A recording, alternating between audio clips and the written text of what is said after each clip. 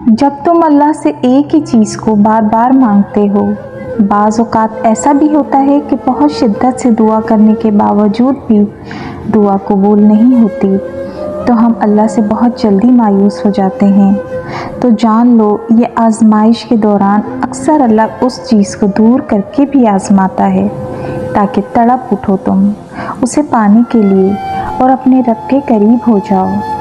और आजमाइश तो होती ही उसी चीज़ के लिए है जो इंसान को जान से भी ज़्यादा अजीज़ होती है और जिसे वो खोने से भी डरता है। अल्लाह ताला कभी भी अपने बंदे को उसकी इस्ताअत से ज़्यादा नहीं आजमाता। एक तो अल्लाह तुम्हें मांगता देखकर खुश हो रहा होता है और दूसरा वो तुम्हें बेहतरीन वक्त पर देना चाहता है। जब भी हमारे अल्फाज ख़त्म हो जाएं और आंसू अल्लाह को हमारा हाल दिल बयां करने लगे, तो यही सब्र की आखिरी हद होती है। सब कुछ नामुमकिन लगता है, दिल फिर भी कहता है कि थोड़ा और सब्र कर लो। तुम्हारा रब खुद रास्ता बनाएगा।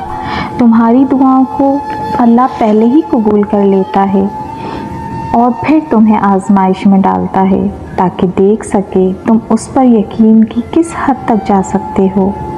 बस वो चाहता है कि यकीन रखो अल्लाह पर, क्योंकि तुम्हारा सब्र और यकीन तुम्हें कुन की मंजिल तक ले जाता है।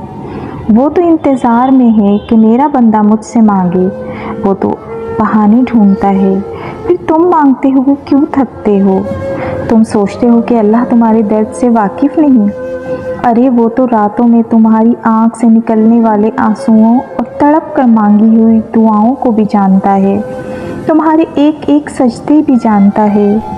जब भी दुआ करो पूरे यकीन के साथ करो, ये सोचकर कि मेरा अल्लाह मुझे ज़रूर देगा।